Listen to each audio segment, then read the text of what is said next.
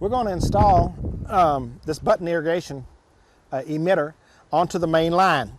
And it's a matter of deciding where I'm going to locate it so that I'm fairly close to the site that I'm trying to put. I have a sharp instrument here that you can buy from the people who make this kind of stuff. And all I'm going to do is poke a small hole, and the size of the little punch kind of determines what size hole. They're generally kind of specific to the size of the button emitter. And then using the barbed side, not the smooth side, the barbed side, so that it holds into the pipe, because you'll probably get a little pressure on the back side. I've installed it, and the barb has gone to the inside, and I turned it a little bit so it would kind of seal.